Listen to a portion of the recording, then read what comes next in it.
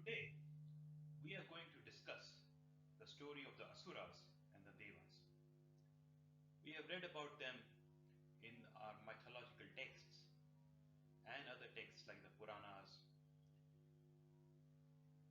However, today, we're going to see who they were actually.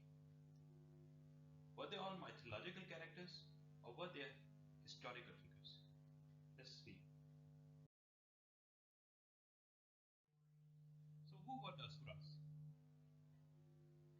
In the Indian mythology, Asuras are generally shown as some evil characters with highly unruly features. Wavy hairs, big mustaches, teeth coming out, very ferocious looking characters. However, in reality, Asuras actually are some of the most good looking people maybe on this planet.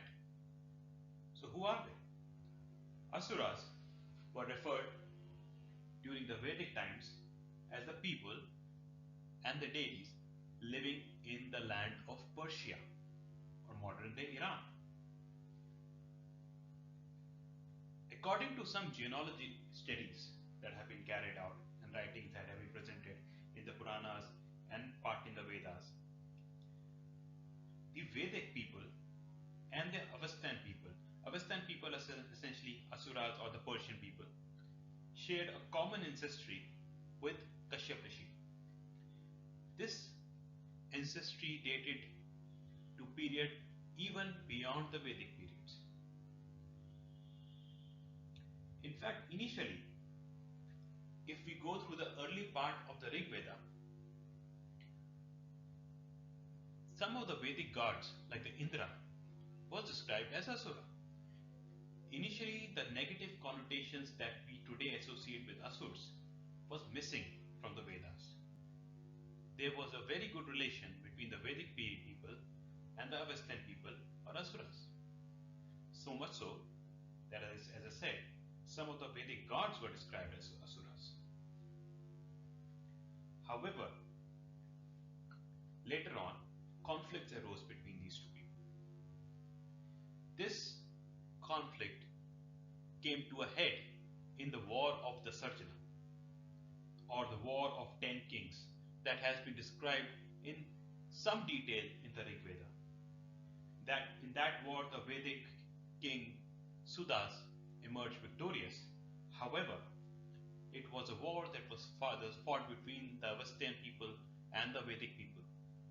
And from there, the gap between the Vedic and the Avestan people widened.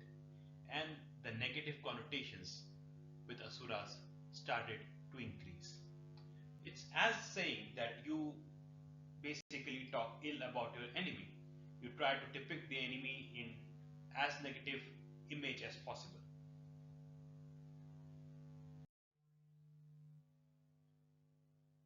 Now, according to some old mythological stories related to a very, very important event called Samudramanthan.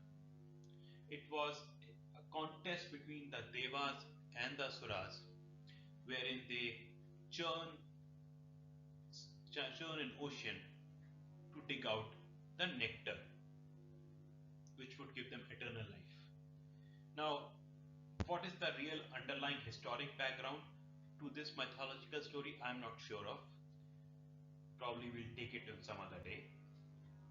However, in this story, the end of this story was essentially that the Devas were able to get the nectar, while the Asuras were left hanging without it.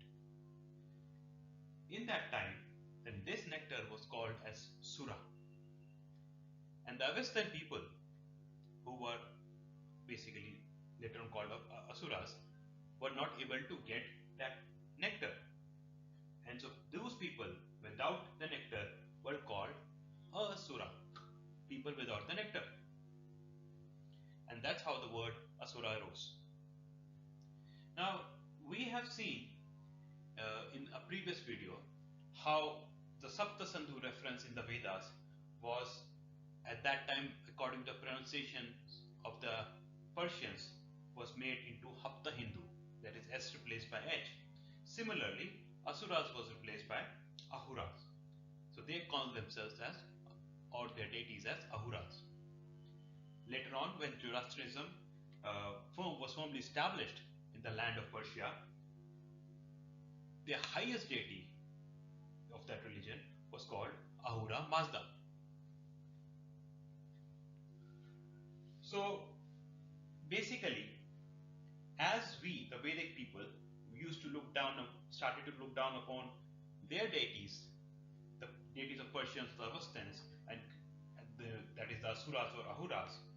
Similarly, because they were our enemies, similarly, the Iranian people also used to look down upon the Vedic tribes and the Vedic deities because we were their enemies. And so they refer to Devas, our deities, in a very negative connotation. What exactly is the origin of Devas? There are many stories. So we are not able to firm up what exactly could be the origin of Devas. In summary, starting from the Dasarajana war, there was a constant conflict between the Devas and the Asuras, and both used to look down upon each other as enemies do, and referred to the other in a highly negative connotation in their own culture. So basically, both of them showed each other in highly bad light.